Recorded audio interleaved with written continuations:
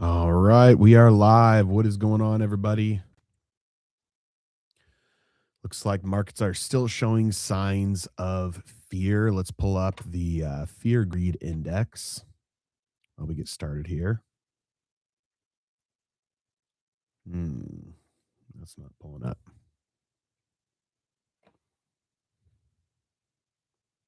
Okay, well, it's at 38. And that is out of 100. So we are strongly in fear territory. Extreme fear starts at 25 and below. So we are not yet in extreme fear territory. Last time we were in extreme fear was December of 2025. So we are solidly above that now. But over the last month, this month in February, ever since the end of January, the fear greed index has been moving lower, further into fear. Um, Now, one thing that's interesting is right now we have um, more like better breadth in the overall market than we've had in a very long time. You have more stocks making an impact on like the S&P 500 than normal. Uh, for years, there was a very low breadth, meaning that a lot of the performance of the overall market indices were driven by just a few companies, and that is not really true today. We have like more strong performance out of more stocks than we've had in a very long time.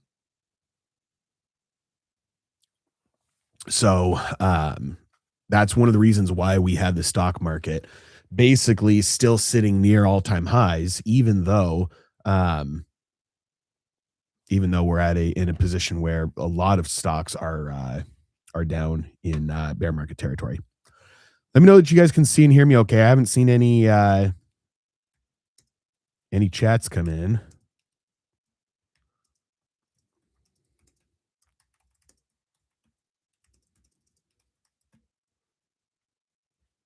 Okay.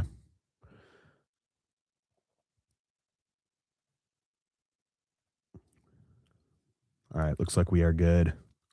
You guys can see me. You guys can hear me. Um, I was trying to share my screen with the fear and greed index and some charts, but for whatever reason, um, it's not pulling up. So I apologize for that. I'm not going to be able to do a screen share today. Throw any questions that you have in there in the chat. Make sure you tag me when you have a question for me. That way I can make sure I see it. What else is going on in the market? Looks like market is still afraid that we're going to be entering into World War III. Then we're going to be going to war with Iran. Um, what else? Oh, tariffs. Okay, so tariffs were overturned by the Supreme Court, saying, "Hey, the president does not have the authority to do tariffs," but they specified like this. In other words, they kind of outlined, "Hey, if you would have done tariffs in a different way, then it would be okay." And so the immediate next step was that Trump just used a different way to impose tariffs. Now it's more of a blunt instrument than the last way he was doing it. You know, it's just blanket tariffs. I believe he's doing 10% on everybody for 150 days. He'll probably just renew it as long as that doesn't somehow get struck down as well. But in terms of refunds, it looks like they are just going to be litigating it, meaning they're not going to be just issuing straight up refunds. They're going to make anybody and everybody sue them for it. So, um, you know, we'll see what happens there. But uh, don't don't the refunds will be going to businesses, not individuals. So don't expect any sort of a check in the mail. All right, question from Hoopty 7625. I'll kick it off. Simply, are you bearish or bullish the next 6 to 12 months? Bullish. Um, there are a lot of risks that are being priced into the market right now. It looks like, and markets tend to climb a wall of worry. I know that there are fears of overvaluation, fears of AI bubbles. I don't think a lot of those are well founded at this point. I think we have a lot more potential upside.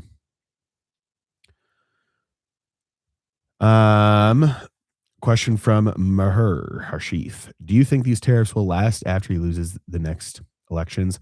I assume you're talking about the midterms, and I think yes, because it's not Congress that is doing the tariffs. So even if there's a big blue sweep and Republicans lose the midterms across the board, doesn't stop what the executive branch is doing. Um, and so yeah, I think he'll continue. He'll continue doing the tariffs. All right, question from Henry Kranz. Any thoughts on velocity banking? Basically, refinance into first lien HELOC and run it as your checking account to minimize the daily balance and minimize interest expense. I've seen a lot of people talk about this, and I've never like gone in like done the math. It just something about it seems like it doesn't check out to me. Um, I'm sure it depends on the interest rate that you have on your HELOC. Um, it to me it sounds like one of those like fake hacks, like what's the other one where you pay your mortgage balance, like you divide it up and pay it like 4 times a month or like daily or something in an attempt to get your the amortization schedule to reflect lower balances and get charged a smaller amount over time. The problem with that is most mortgages are not resetting daily. They're not calculating that daily. And so it might have, it might work for some people if they have, a mortgage like that, but most people, it's not going to do anything. It's not going to change the overall amount that you're going to pay. Um, it sounds like that kind of a hack to me, like something that's like, okay, this might have worked in a couple different situations, but for the most part, for most people, it's not going to do anything. Um, but that being said, I've not done like a deep dive on it. It just something seems off about it. All right. Question from Issa Klaus. Do you think if the AI market crashes and the government will most likely bail them out? If it does happen, when will the inflation hit the market? Well, it depends on what you mean by the AI market. There's not like it's not a thing. Like the AI market is not a thing. There are AI companies like OpenAI is a private company. They're not publicly traded. XAI is a private company. They're not publicly traded. Anthropic is a private company. They're not publicly traded. Um, the only one of the big ones that is owned by a publicly traded company is Gemini. Um, Apple so far hasn't rolled out any AI features that are notable. Um, there are companies that are doing a lot of automation, and I guess Microsoft you could count in there as well. Um, and so I guess I challenge the assumption that the overall market is in some sort of a bubble due to overvaluation of AI. Um, I don't think there's really good evidence for that. In fact, most of the companies that are large that stand to benefit the most from AI and automation have been severely underperforming. Like Microsoft has been severely underperforming. Amazon has been severely underperforming. Google has not. Google has been doing very well. Apple has been doing all right. And so I just don't see that. In fact, right now, tech stocks have the same valuation as uh, consumer staples. Um, let's see. I just saw this. Let me see if I can pull up the exact data there, information that I'm referencing. Okay, so the forward PE of the whole tech sector is now the exact same as consumer staples. And this has only happened a couple of times recently. So it happened during the bottom of the 2022 bear market. It happened in April 2025, Liberation Day, and it happened in 2020 when the market crashed. Um, so that would suggest, given the last couple times this has happened, that tech stocks are actually undervalued right now, and maybe even consumer staples overvalued. And so I challenge the idea that the AI market overall is in some sort of a super extended valuation, valuations across the board, um, that there's going to be some sort of market crash there. And also, no, the government generally doesn't just bail out companies because the last time you saw during 2020 there was like across the board bailouts with like PPP and stimulus checks and that kind of thing. But that I wouldn't even say that that actually counts as like a bailout. You have to go back to the financial crisis when banks were failing, when GM would have failed, when AIG would have failed, and the government comes in to stop those companies from failing. Like that's a bailout when you stop a company from failing. But a stock market crash where the stock price goes down generally does not influence whether the company is going to survive or not. It's just the people who own the shares now have less wealth than they did before. Um, okay. From Henry, that makes sense. I've run the numbers for my situation. It seems like it'll work. Only slightly nervous if the line of credit were to get frozen or other risks I hadn't thought of. Generally, those are also variable interest rate loans. So I don't know if you have a time period where the interest rate is locked in, but that's another risk is that you're using this. You have you load up on a balance there, and then suddenly something happens in the market and interest rates shoot up. And so that would be another risk that you'd have to make sure that if you're banking on, if you need it to be a specific interest rate, that it's not going to be shooting up on you at some point for some reason. All right. Question from Pete Man. Thoughts on Microsoft up or down tomorrow on 15% tariffs starting at midnight? Um, Microsoft, man, it's just been hit so hard lately. Um, I mean, it's down, over 3% today. I would I would speculate that that's kind of the extent of the damage built in there, priced in. A lot of times these things are markets are future discounting machines. And so when you know something is going to happen in the future, it starts to get priced into the present. Tariffs are a good example of this. So the market's not going to wait until something happens. Everybody in the market is trying to make money. So they're going to be pricing that in. They're going to be buying or selling something based on the likelihood of something happening. And so it's like, these tariffs are definitely happening. And so we've seen, today we've seen a kind of a broad sell off in many areas of the market. Um, all right. Question from Matka. Where do you see a forgotten, disliked market sector right now? Um,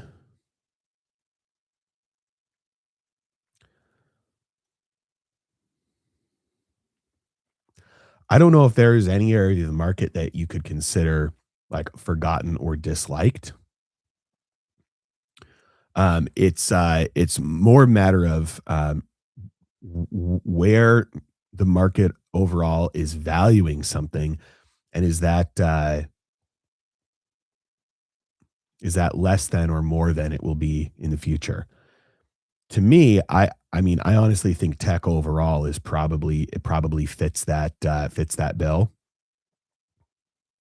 Um, I think a lot of the fears of the speed of AI disruption in broad tech companies overall, especially ones that have really good large moats and infrastructure that can't be replaced just by software engineers becoming more productive.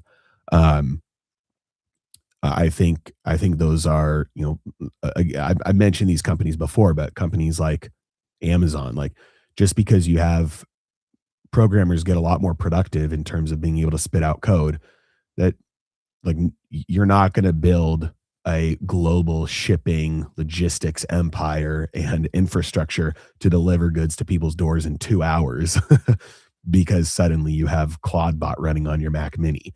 And so there's I think there's a lot of a lot. I think there's room to the upside. A lot of the fear has been overblown and priced in already. All right, from Tommy. With the rapidly declining amount of registered silver at the COMEX, do you think we'll see a short squeeze to the upside in silver for March contract or later this spring? I don't think so. But I mean, I could be wrong about that. I didn't think we would. Well, we haven't gotten back over 100 yet. I thought kind of 100 was going to be where silver topped out. Um, we're at $88 per ounce now. So yeah, it's possible this thing continues to make a run higher.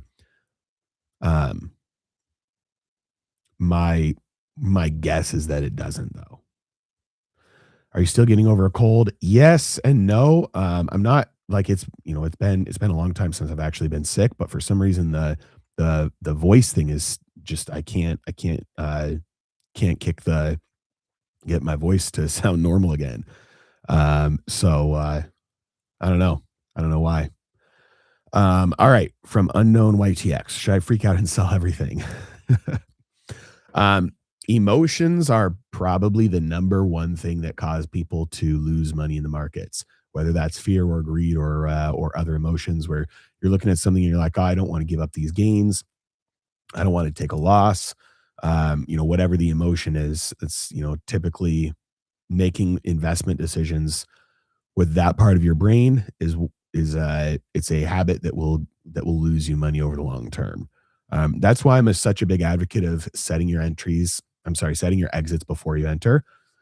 There's a good. I apologize for those of you who've heard me talk about this before, but there's a Star Wars show called Andor, and it's the beginning of the rebellion.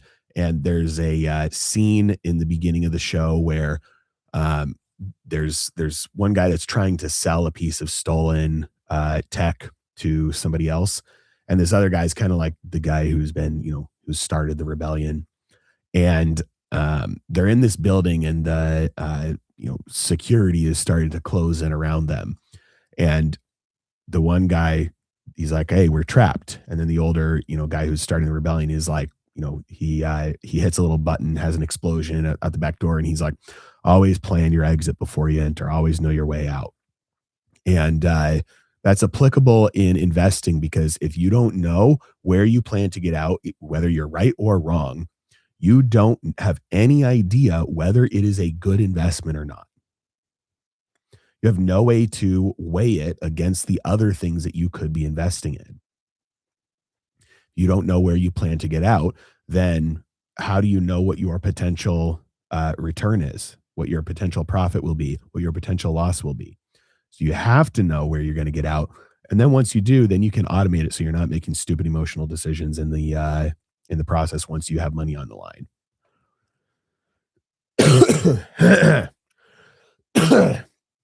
All right. Next question from Tryson Taylor. Is this the end of cybersecurity? Um, I mean, the market action for like CrowdStrike today would suggest potentially. I would I would say like, this is kind of an area like cybersecurity itself is kind of an area that is I don't know a lot about. Um, I think there's probably a good amount of downside there, but um, I don't think we're ever going to get to a place where like there is no cybersecurity outside of just some sort of AI agent running. I think there's always going to be some sort of company, people, infrastructure behind that. Could be wrong, but I think it'll probably change. What it looks like will probably change over time, and there's companies that are at risk, probably like CrowdStrike. But I don't to say it's the end of cybersecurity, probably not. Especially because the opposite, like consider like like arms development over time, where you have like somebody develops a metal armor that is very resistant to things like swords and daggers and axes and arrows. Um, Now you have to develop a weapon that can penetrate that. And so then you have the rise of firearms, and then you have the rise of bulletproof vests, and then you have armor piercing rounds, and then you have so on and so forth. And so I think it's the same kind of thing here. The technology that allows you to more easily defend yourself is similar to the rise of the technology that makes it easier for hackers to try and break into your stuff. Is the Fed going to print max to mog all the Gooner Bears? I don't know what that means. I'm a student of economics, interested in finance and institutional trading. Can you suggest which undergraduate program is best? It can make me still relevant in 2060 or 2070.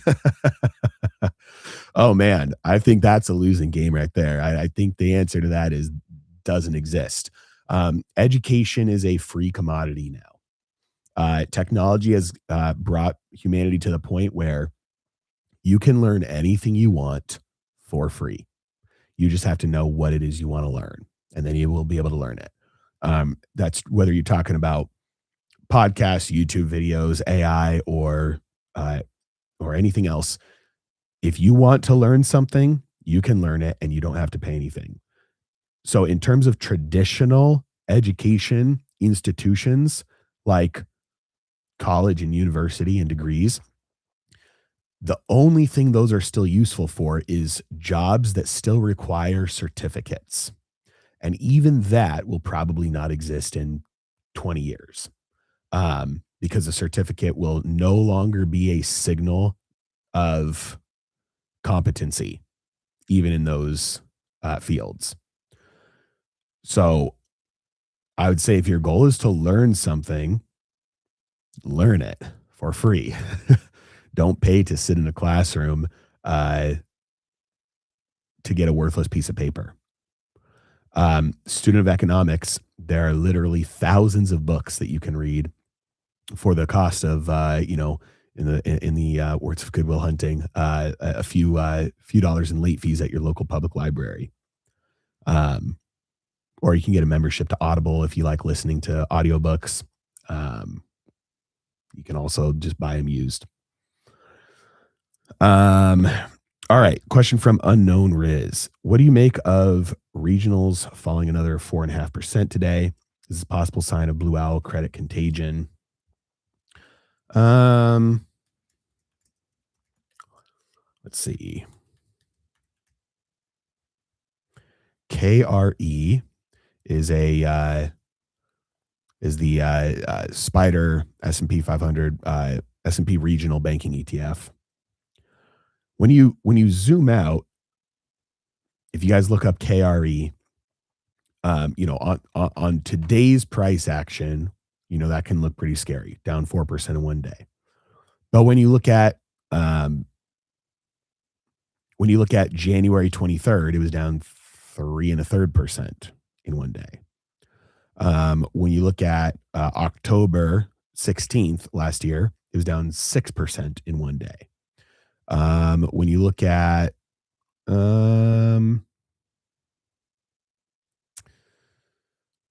May 21st last year, it was down 3.5% in one day. Yet over that whole time frame, from May till now, it's up 23%. So I would not put a lot of weight into single day moves. When in doubt, zoom out.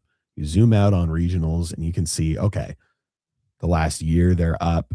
The last 5 years, they're kind of flat. The last 10 years, they're up. So I don't know. I wouldn't put a lot of weight in single day moves, especially with something like this that has single day moves like that. Not super frequently, but frequently enough to not be something that's like, it's never happened before. It's just not the case.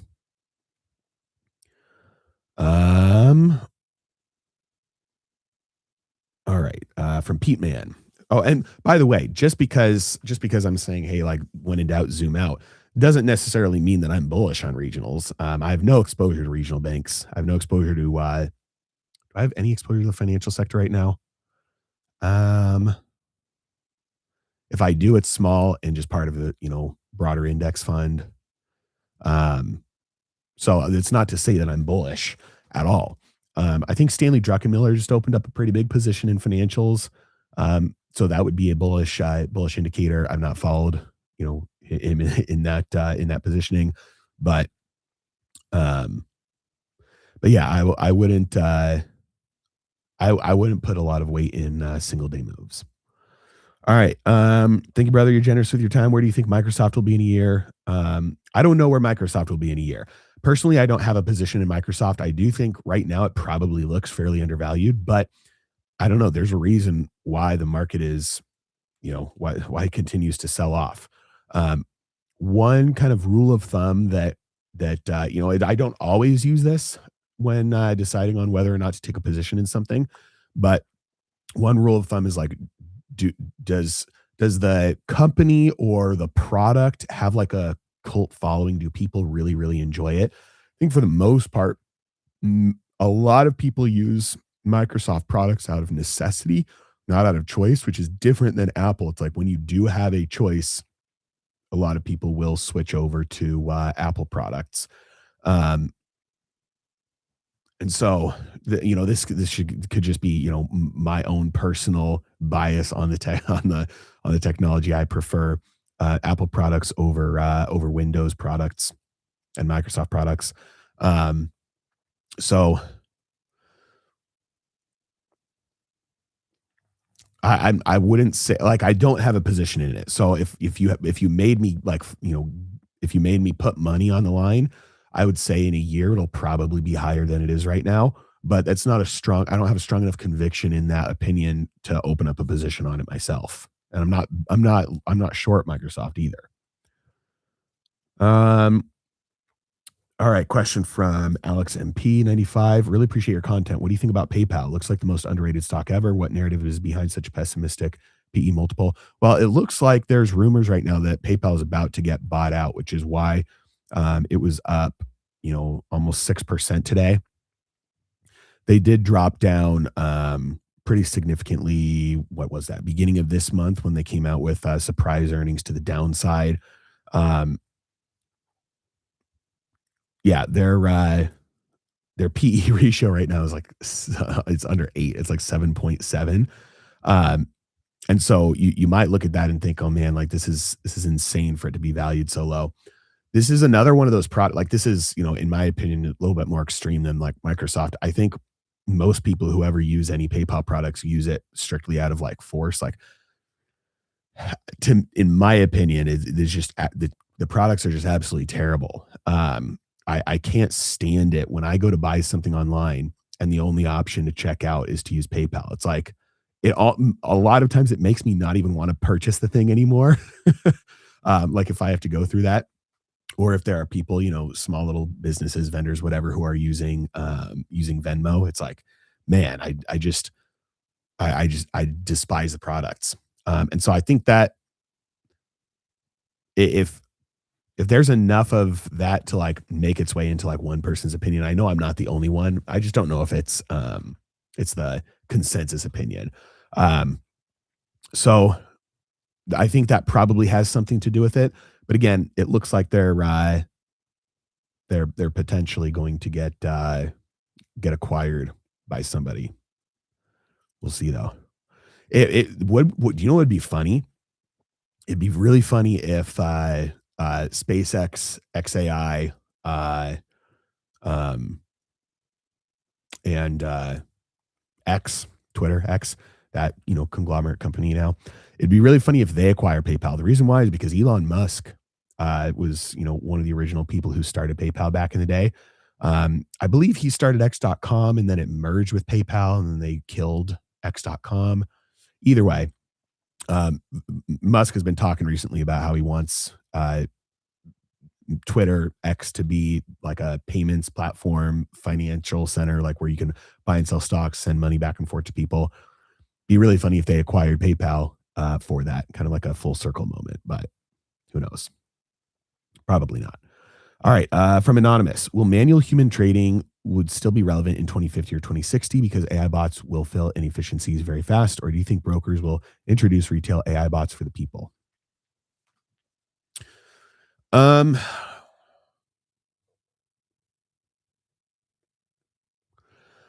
That is a good question, and I don't know. I really struggle to see how this plays out in, finance long term because, like, one of the things that, the last, the what would the word be? The, increase in use of technology in investing and trading over the last 40 years. One result of that has been the rise of passive investing, which means there's more and more money participating in the exact same strategy, which is when I get money, I buy everything regardless of value. And when I need money, I sell everything regardless of value. And so that has contributed to large, like, I would say overvaluations and then undervaluations in different areas of the market from passive investing. And so part of the problem is like, okay, are there going to be a bunch of different individual agents and bots that are all making different decisions um, with different decision making criteria? If so, then I think largely that'd be a good thing because it would contribute to more price discovery.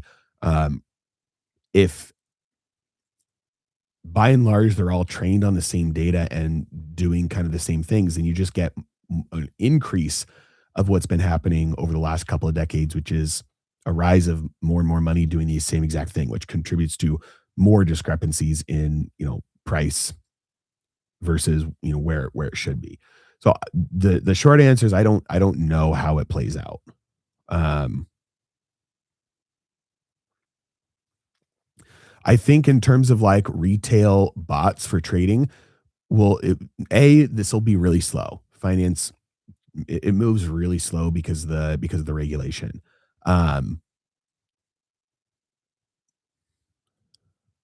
I think in the near future, the extent of like retail bots for trading will be um, like tweaks and features built into like the more traditional like robo advisor accounts. So if those, whether it's Betterment or Wealthfront or Schwab Intelligent Portfolio or Acorns or whatever it is, you plug in your like risk tolerance and it gives you all these ETFs.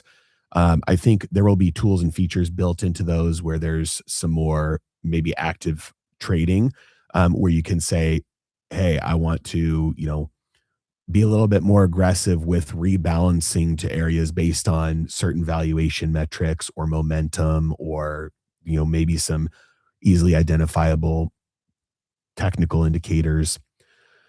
Um, I don't think though we'll get to a point very soon here where the average person can just like log into the Robinhood account and say, "Hey, bot, trade this for me based on this type of strategy." Because,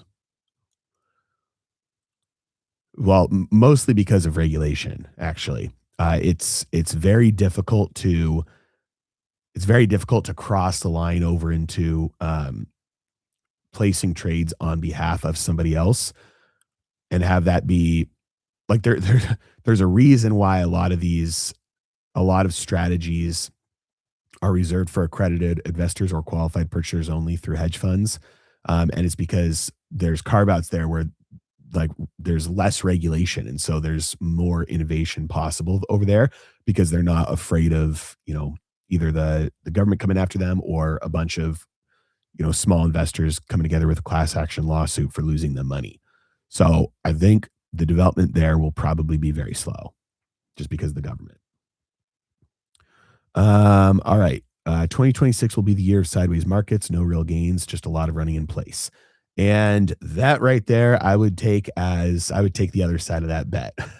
I think it's probably a very widespread opinion. So I don't know. I guess we'll see. All right. What's your opinion on using margin? I'm personally wary of using it unless I absolutely cannot wait for a transaction to clear. Um, I mean, using it in play, like using it while you're waiting for like a cash deposit to settle in your account, to me, that doesn't count as using margin. Um, Using margin is like to hold a position, um, and pay a margin, interest rate on that margin balance. If you're holding a margin position for a day while you wait for funds to settle or funds to clear, I to me, I don't think that counts as using margin. I use it sparingly based on, what's happening in the market. Certain times it looks like good opportunities to be able to load up on extra. And then other times it's like, hey, I'm overexposed here, so I'm going to pull it back and not have any exposure margin at all. I don't remember the exact time frame, but I think it was probably sometime around May of 2025 when I loaded up on margin. It might have been June, might have taken me a little bit longer, but I loaded up on my margin balances just across the markets because it's like when markets sell off and there's a lot of fear in the market and the VIX has exploded. It's like generally those are times where the market will rebound fairly quickly. So I do use it sparingly. It's not something I keep constantly. But obviously it increases risk too. Leverage works both ways. All right. KRE dropped and held the 50 SMA today. The tariffs adding a new layer of pressure on small and medium businesses. Regionals are already stressed by CRE too. Okay, well, that's not a question. If you guys have a question for me, tag me. If it's not a question for me, don't tag me. Just throw the comment in there. All right. Can you explain non-leveraged option calls for beginners? An example of a hedge position. If everyone is buying the same option bet, is profit greatly reduced? How to increase gains? Man, okay. There are it's a hard question to answer because there are a lot of things in there that you said that just don't make any sense.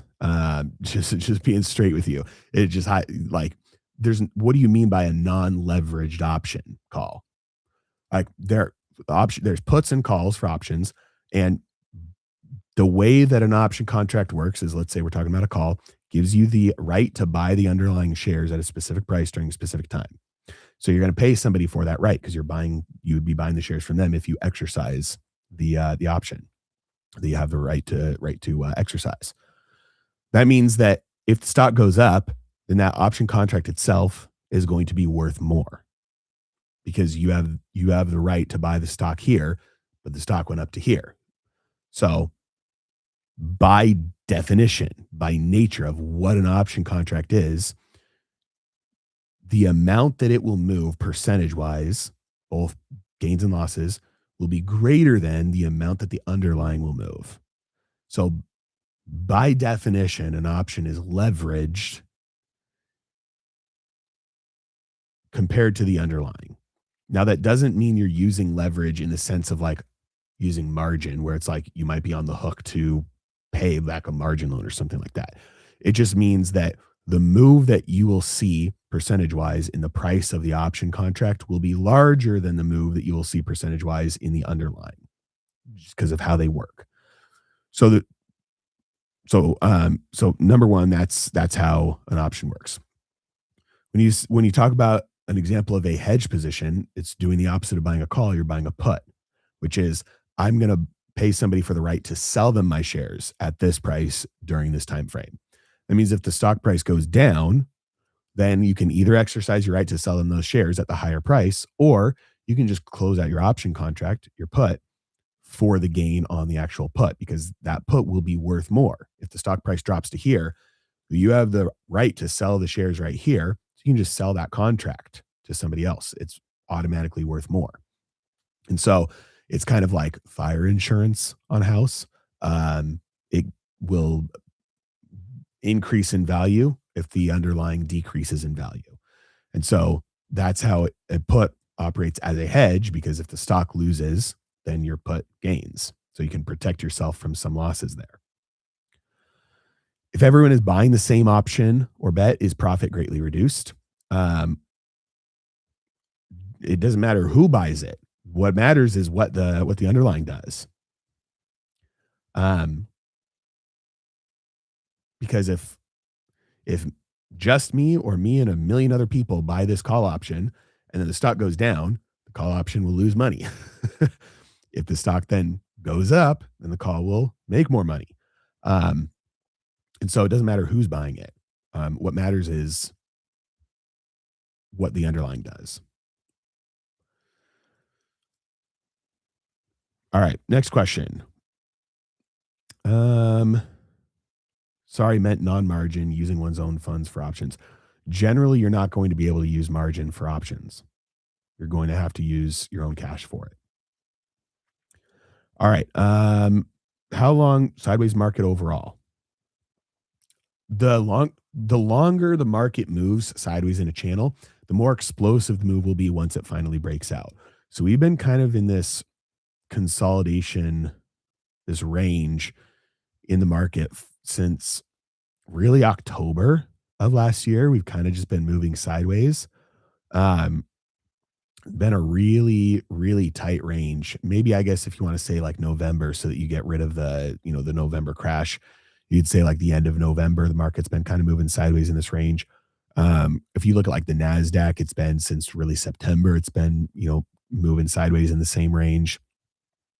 And so once you break out of something like that, especially when you're looking at the market overall, I think the move will probably be fairly explosive. Um, my personal opinion is that we break out to the upside, not to the downside, but obviously, we could be, we could definitely break out to the downside.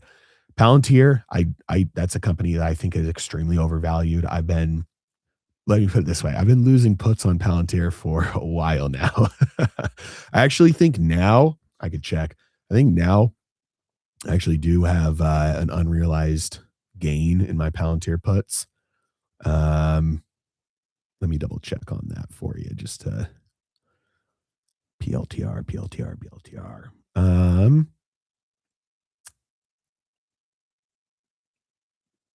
Okay, no. I mean, yeah, overall still at a loss. But I just don't I I don't see how the current valuation can be justified. Robinhood as well is a company I don't like, not necessarily because of valuation, just because of the product and the decisions that the leadership has made. I don't like the way that they make money. If you have less than 5 grand and you're trading there, it's like you'll be fine. But if you have any significant account balance, you're going to get screwed on the order execution. Um, you're gonna, whether if you're placing limit orders, you think, okay, well, I didn't get screwed. I got my limit price, but you might not have gotten a fill that you would have gotten somewhere else. Also, when you're placing market orders, you're going to get a worse fill. And so you might be paying 20, 30, 40, 50, hundreds of dollars, sometimes depending on your order size, more for every purchase, and then losing that on every sale. And you just don't see it because you're getting screwed on the order execution. Most like good brokers, like if you look at like Interactive Brokers, I think TradeStation, Fidelity, Schwab, what they're going to do is they work out deals with the market makers, because the market makers make money by between the bid and the ask. And so they're volume game only. And so they don't market makers do not build a directionally biased book.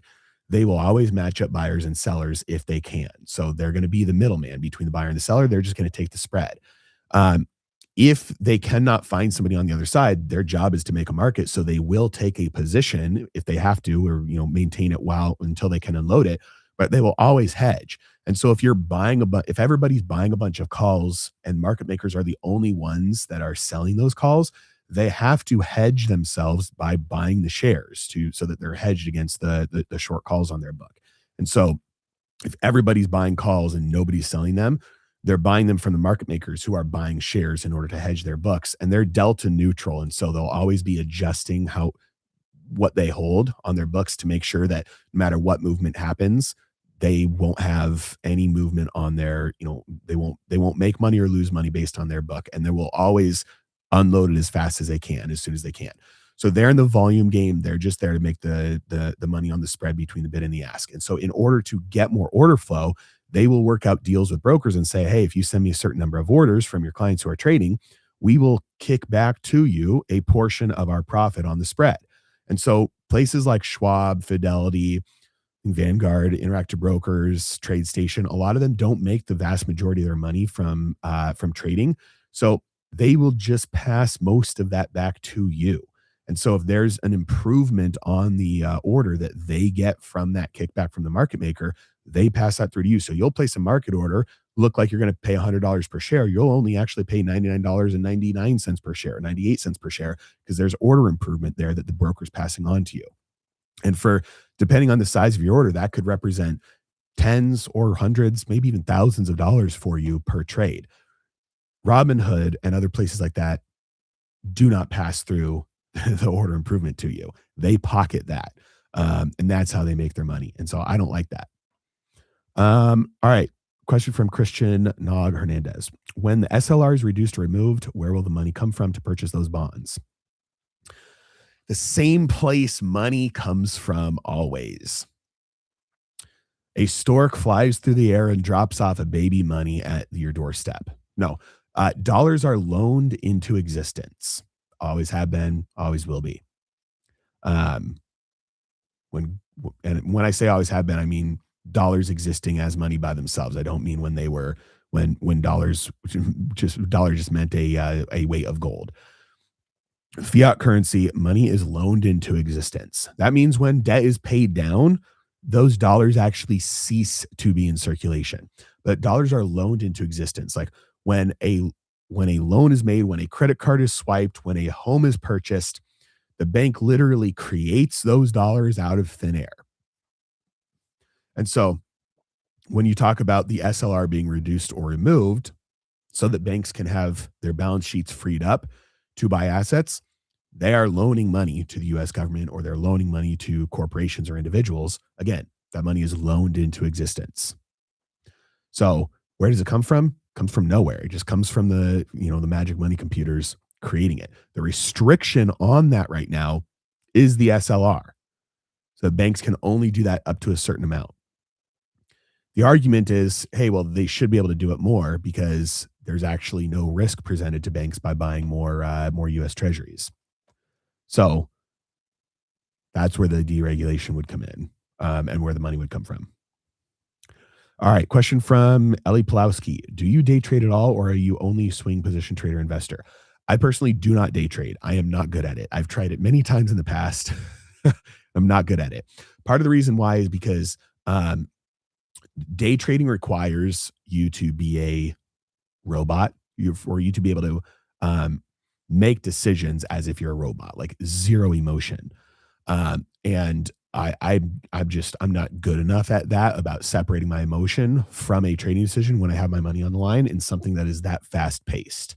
I'm not good enough at staying disciplined enough. And I've tried actually to automate it so that I can just not be the one making the decisions. I implement the strategy and have a trading bot trade for me. And the problem even with that is that discretion is required in the moment.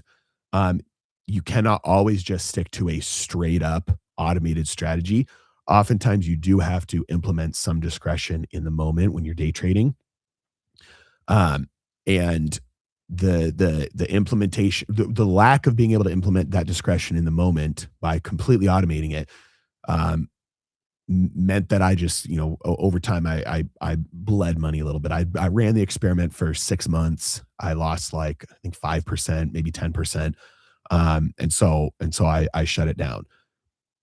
But when I try and implement my discretion in the moment, because it's so fast paced, because my emotion is on the line there, I make bad decisions. So I don't day trade at all. I swing trade. That allows me to be not a little bit more, sufficiently disciplined with getting out when my exits are hit, using basic things like limit orders. It's just, and I'm not saying that nobody can do it. For me, it's just hard because my emotions are a little bit stronger. All right. Question from the S Grizzly. What would you recommend investing in if you would be in your 20s today? Do you think margins and high risk options would be a good idea? High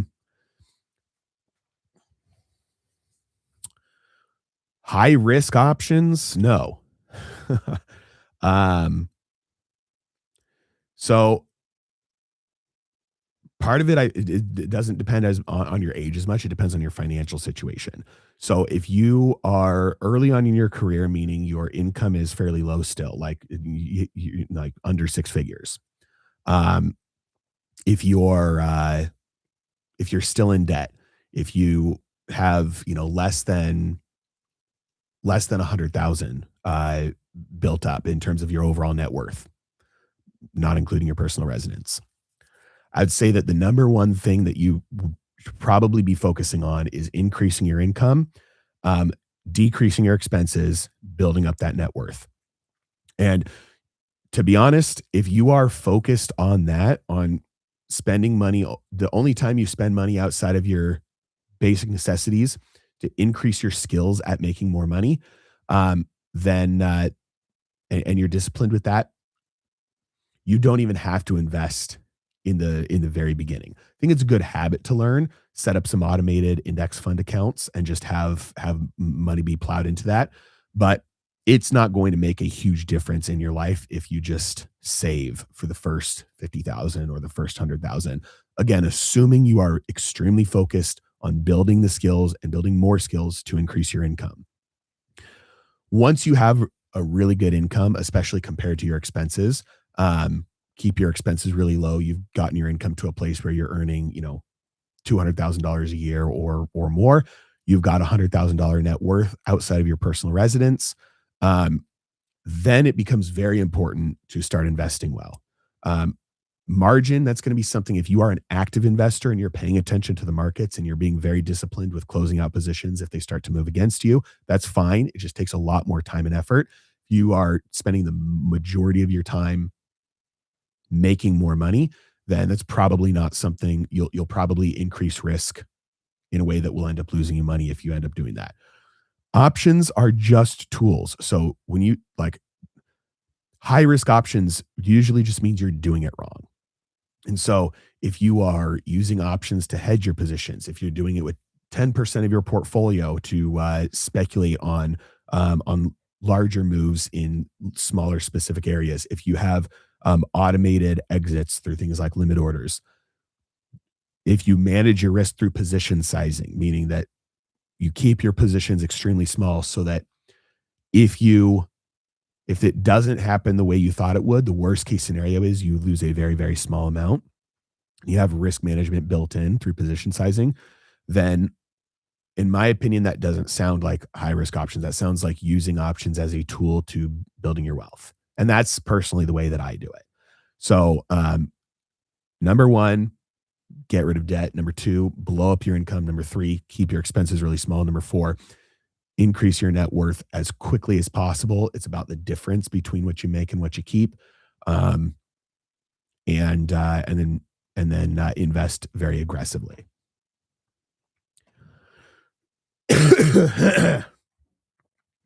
All right. Agree or disagree? Options are meant to be used as a hedge for positions, downside insurance for long positions, and upside insurance on a short position. I mean, I disagree that that's exclusively what they should be used for. That is one great way to use options. Um, I I don't think there's a good case to be made that anything outside of that is something that should be stayed away from. In fact, because of the performance in my trading account where I use almost exclusively single leg long options, long calls and long puts, not hedges, because of the performance in there, my overall performance has been over the last 5 years has totaled about triple the S&P 500. And so if you learn how to use them, you learn how to be disciplined and you learn risk management, they're a tool to um, uh, amplify your overall portfolio returns. All right. Question from Bosco. How much do you make from YouTube teaching courses compared to actual trading investing? Great question. Okay. So YouTube, um, on average over the last couple of years, I make about, and this is revenue, not profit. My YouTube channel produces about $5,000 a month. Um, Compare that to like my team um, that I have just to like run the YouTube channel. I'm losing, uh, on average, I'm losing five to $10,000 a month. And also right now I'm going through a growth phase. I'm hiring and I'm expanding and I'm just on the front end like it's a marketing tool for me. Obviously I do it because I know that it's um my ultimate mission and goal is to help people understand how money works so that they can make more money themselves. Um and putting out free education, free content about that is something that I will probably always do. Um Business wise, it is a loss leader. In other words, like I lose money on it because it drives back in business growth. Um, my teaching courses, I don't sell those anymore. Those are always included as like bonuses on my trading program. Um, and I will probably very soon actually be making them more accessible to just get free by themselves. I used to sell my courses just like, hey, buy my actual course and then you just go through it on your own leisure. I think today, just because information and education is so widely available, I don't think selling information is a very good business model anymore.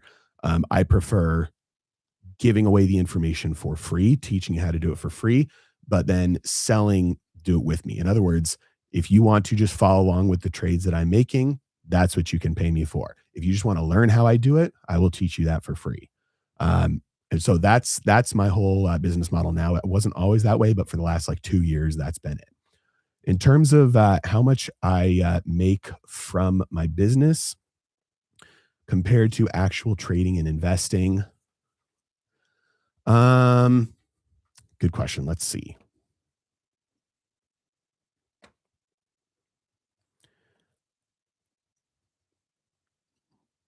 I'm going to try and give you some as close as possible to actual numbers here.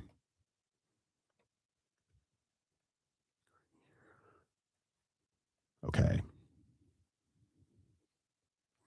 In it's okay. It's last year for the total year. Um, my investments, I made around 1.5,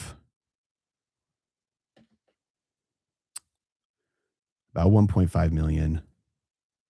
And that's realized, not unrealized.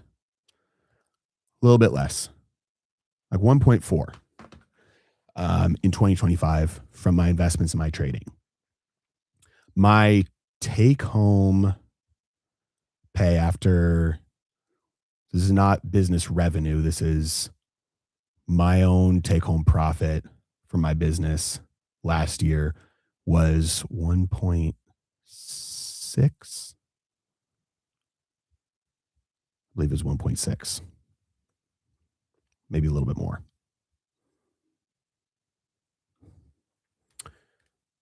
It's taking too long to log in. So it's close. Last year I did make more from my business than I did from investing, but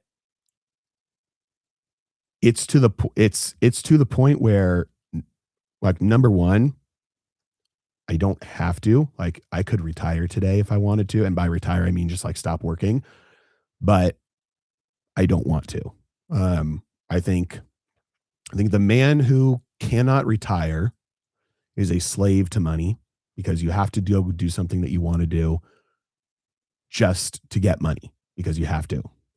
The man who is retired and doesn't work, I think, is a slave to comfort. Um, and I think that is also not good.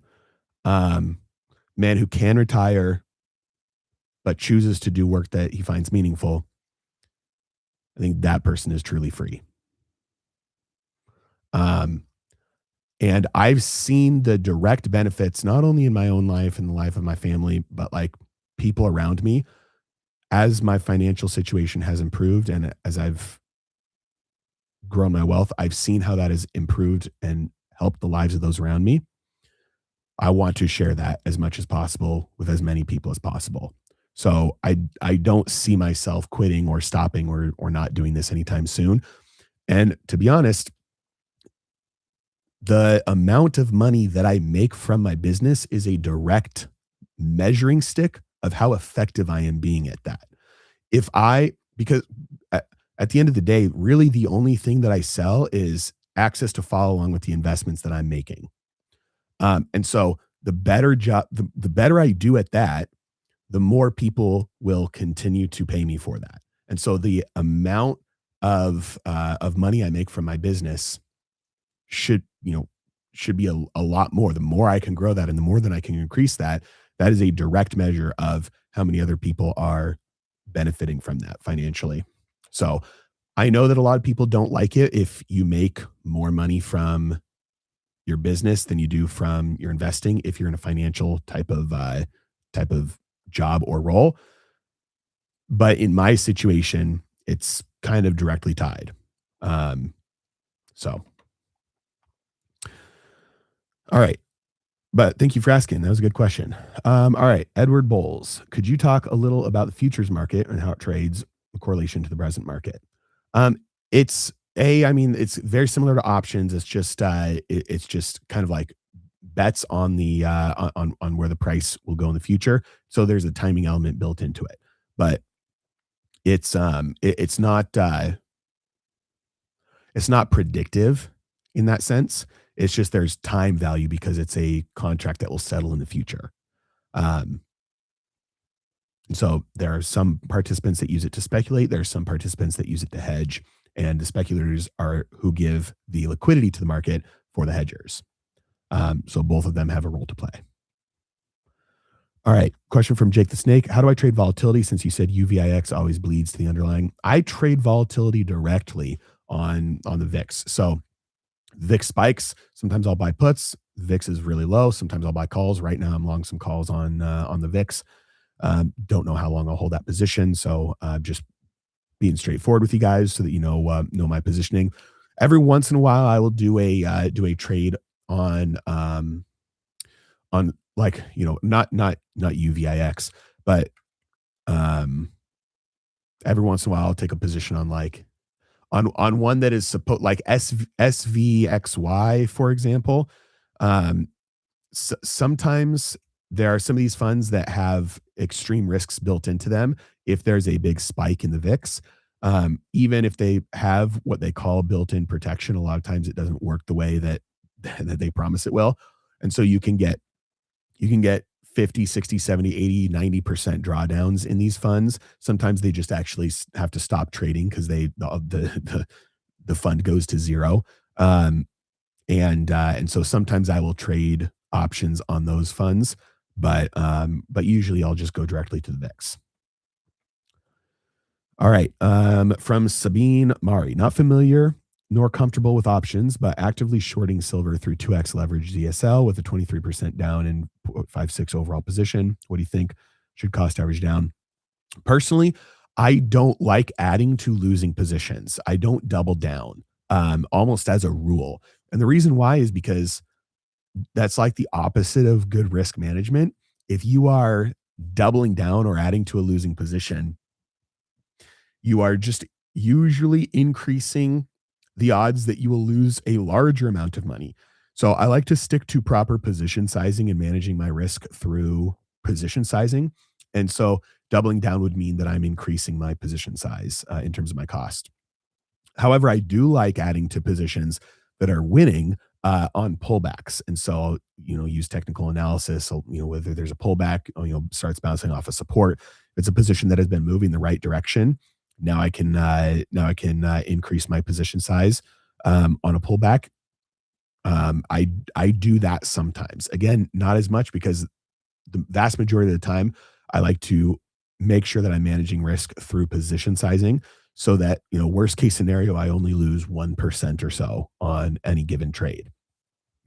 Um, so as a general rule, I do not like doubling down or adding to losers.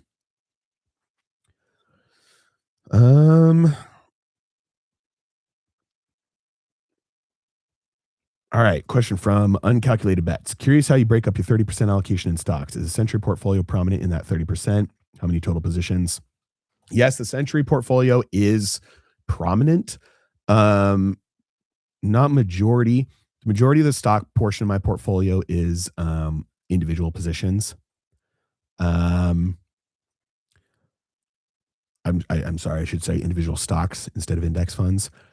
Typically, when I'm doing an index fund, it's not going to be something like SPY or a broad market fund. It's going to be something that is like sector or industry specific. So I've got some exposure to like um, let's see, URNJ. That's a Sprott Junior Uranium Miners ETF. Um, let's see, what's another example of one?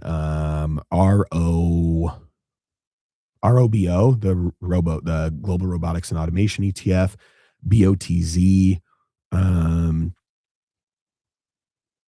let's see, are there any others? So generally, I mean, that gives you an idea. You usually, if I have an index fund, it's going to be for something specific. It's not going to be like a broad market fund.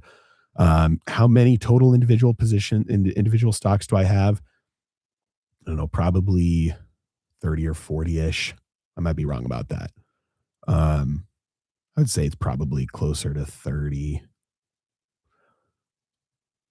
maybe a little bit less, actually. I'm going through right now. Um, so yeah, but the Century portfolio is prominent in that for sure. All right. If the situation in Iran escalates, where do you see it most affecting markets? Is it already priced in? Yes, I think it's already priced in. Number one. Number two, we'll probably see some brief volatility, some spikes and some drops in random areas of the market, like oil, for example. For the most part, over the like midterm to long term, war ends up unfortunately being fairly bullish for markets. Unfortunately, when I say war, I mean think like war as in war type of things that have happened over the last 5 years. Those kind of things tend to be bullish for markets. So assuming anything that could happen in Iran, um, if it happens the way that things have unfolded for the last 5 to 10 years, then in my opinion, it would probably be a buy the dip situation.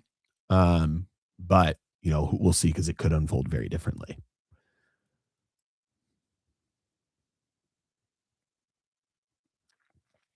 All right. Curious on your thoughts as to which businesses and stocks have the strongest competitive moats to invest in for the longer term, say 5 to 10 years. Um, well, number one is going to be like brand and like I always say like a cult like following. So um, companies companies that have extreme customer loyalty, I think there's very little that AI or automation or robotics can do to disrupt that. In fact, they could probably only help. There are people that this is one example, not a recommendation, but this is one example. There are people that for the rest of their lives, the only vehicle they will buy is one with a Cummins diesel engine in it. Um, Cummins has an extremely strong moat, cult-like following, very high quality products, and a very good business. Um, Monster Energy drink, cult-like following. There are people that every single day will have one or two monsters, and they will never drink another energy drink. Um, Coca-Cola as well. There are people who will drink a Diet Coke or a Coke Zero or whatever every single day of their life, and they will never drink anything else. Um, what else? Costco. There are people who, for fun, on the weekends, the highlight is the highlight of their week is to go walk up and down every single aisle in Costco and look at all the fun new things there. Um, so I think things that have good infrastructure in place, those kind of things are very hard to replicate. They take a long time to build, and they take real resources and real human labor and real like materials. Um, so there are physical constraints there. Um, like Amazon, I've mentioned a lot. So companies that have really good infrastructure, things, logistics, things that take a long time to build, have physical constraints, and really, really strong brand where, cult following, strong customer loyalty. Um, I think Apple fits into that category as well. So I think as a general rule of thumb, those are the types of companies that will probably continue to perform well, even in the face of technological disruption, and will probably be able to implement it to improve their business rather than get displaced by it. Gold, I'm bullish on. I look at gold as my savings account, so I generally don't trade gold. I'm going to use it as my reserves portion of my portfolio. I will rebalance into it or from it, depending on if it gets super overweighted or underweighted in my portfolio. But generally, I look at gold as the reserves portion of my portfolio. It would kind of it would replace like the bond portion of my portfolio if I was doing like a traditional modern portfolio theory 60/40 type of portfolio. I would look at gold as a replacement for the bond portion. And historically, that's actually turned out pretty turned out pretty well because typically bonds return have a total return less than the rate of inflation most of the time, whereas gold does not. Gold has a positive real return.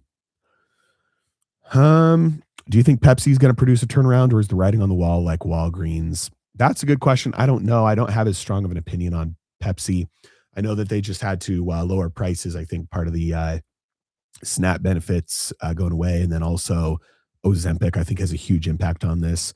Um, but they've proven to be a pretty good business over the long term. So I don't have a position on them, bullish or bearish, but yeah, looks like they're probably doing pretty well. They recently had a really strong recovery after a surprise strong earnings. Not quite back up to all time highs, but fairly close, and look to be a strong performer over the long term. So, all right, guys, I'm gonna call it quits here. Lots of good questions today. Thank you guys, and I mean it when I say ask me anything. Um, I'll always do my best to answer any questions that you have for me. So if you just joined late, I apologize. I'm going to call it quits here. Still got to record a regular YouTube video today, so I'm going to go do that. But thank you guys, and we'll see you next time.